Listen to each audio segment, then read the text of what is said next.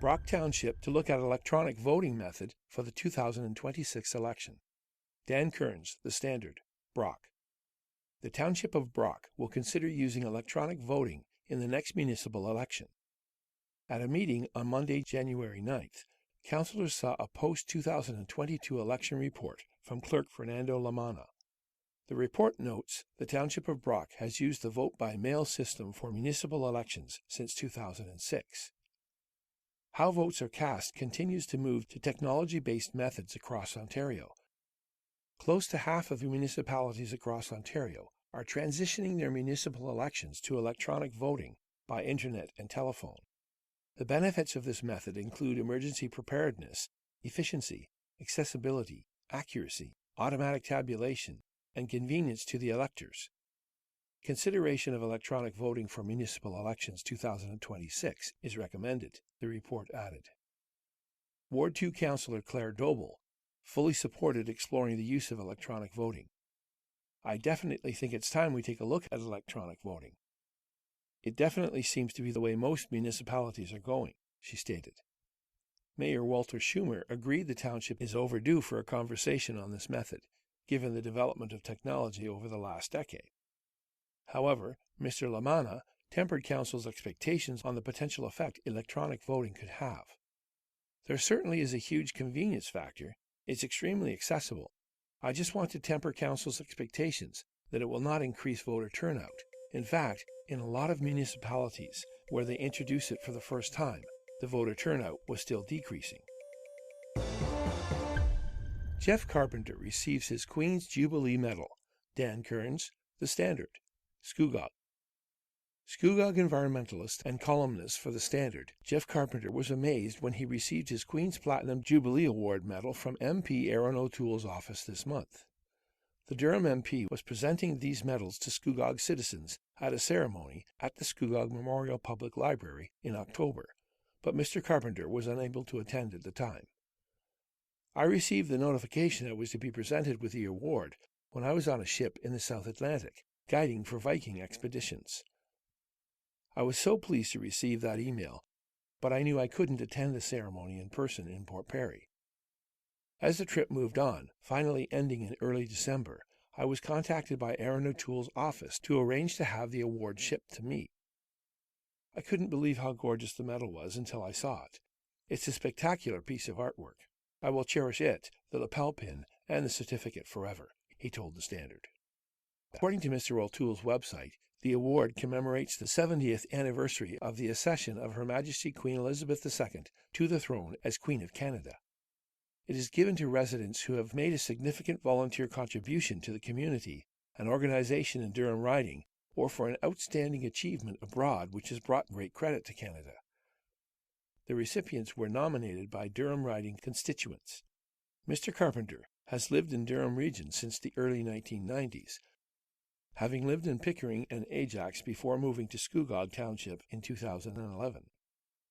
He served as a member of the Durham Environmental Advisory Committee, Ajax Environmental Advisory Committee, and the Scugog Environmental Advisory Committee. He is also a former member of the Lake Ridge Citizens for Clean Water and is a current technical advisor to the Lake Scugog Stewards. Some of the studies or projects he has worked on in Durham include loon migration surveys, waterfowl surveys, shorebird surveys as part of an international initiative to monitor the health of shorebird habitats and shorebird populations, upland game bird surveys, hawk migration censuses as part of the Hawk Migration Association of North America, Christmas bird counts, butterfly census surveys, and breeding bird studies. As well as a columnist, Mr. Carpentier is also an author and a nature guide.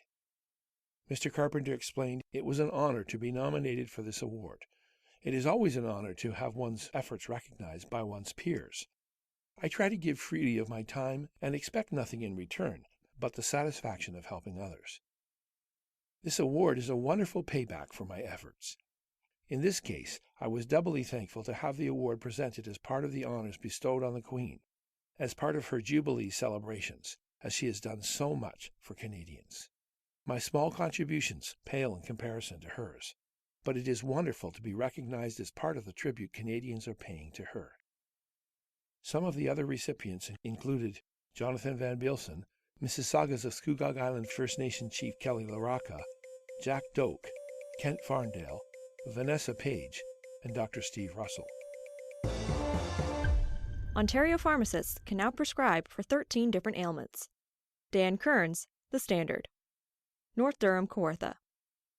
As of January 1st, the Ontario government has given pharmacists some new authority. In a recent press release, the Ontario Ministry of Health announced Ontario residents can go directly to pharmacies to receive prescriptions for 13 common ailments. These ailments include hay fever, oral thrush, pink eye, dermatitis, menstrual cramps, acid reflux, hemorrhoids, cold sores, impetigo, insect bites and hives, tick bites, sprains and strains, and urinary tract infections. The press release explained this decision would remove the need for a doctor's office visit and will come at no extra cost to Ontarians. Local Port Perry pharmacist Doug Brown told The Standard he is thrilled with this decision. Yes, we are excited about this initiative and look forward to providing timely and high-quality care to patients. Pharmacists have extensive training in dealing with minor ailments and are more than capable of supporting this important provision of primary care to the residents of Ontario. It should be noted that, although the service is new to Ontario, most of the other provinces have had pharmacist-led minor ailment prescribing for years, with documented positive outcomes for patients nationwide. We're not reinventing the wheel here in Ontario by any means, he explained. Although patients are used to the highly accessible nature of their pharmacist, the time required for proper assessment of a minor ailment will take longer than just asking to speak to the pharmacist at the counter. In many cases, an appointment will need to be made, with most available the same day. It should also be noted, providing minor ailment prescribing is optional for pharmacists, and not all of them will be providing this service. Patients should call ahead to their pharmacy to check for availability. In a statement, Justin Bates, CEO of the Ontario Pharmacists Association, explained the benefits of this decision. Empowering pharmacists to use their expertise to assess and treat minor ailments helps patients get the care they need sooner and closer to home, but the benefits go much further. It reduces demand on hospitals, emergency departments, walk-in clinics, and family physicians. It also frees up time for our healthcare partners, allowing doctors, nurses, and other healthcare providers to focus on more complex care cases. Scugog officials keeping a sharp eye on the economic situation. Dan Kearns, The Standard. Scugog. Scugog Township and the Scugog Chamber of Commerce will keep a close eye on the economic situation across Ontario and Canada as an economic recession is possible. In a report, the RBC, Royal Bank of Canada, forecasted, in October a recession could begin in the first half of 2023. Scugog Chamber of Commerce Executive Director, Carrie Ann Large, told The Standard this situation is something the local chamber will be keeping an eye on. After our businesses struggled through 2 years of COVID-19 restrictions, the possibility of an economic recession is certainly something we are monitoring closely. We are working with our partners at the Ontario Chamber of Commerce and the Durham Business Alliance to develop strategies which will best serve our members, she stated. In a statement, Scugog Township Treasurer Laura Barta explained how the economic climate impacts the annual municipal capital and operating budgets. The annual budget process defines the ability to provide services and programs to the community, ensure our assets are maintained in a safe and economical manner, see community priorities are addressed, and ensure the municipality remains financially stable in the long term. In order to make certain the municipality can address these priorities in our growing community, it is important to look at both immediate and future requirements during the setting of the annual budget. The economic conditions are always top of mind when a budget is prepared, as it affects the ability of the township to provide services to our residents, and this year is no exception, she explained.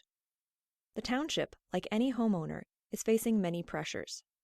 Changes in the economy, inflation, and the impact of changing government regulations, especially the potential impacts of the recent provincial legislation related to building more homes faster, are putting significant financial pressures on Scugog, in addition to the impacts of carbon tax on fuel, supply chain delays, or labor shortages.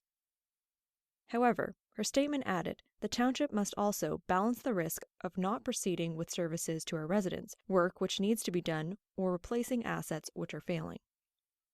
Although the impact on our costs is significant, the demand for services and providing well-maintained assets are also high.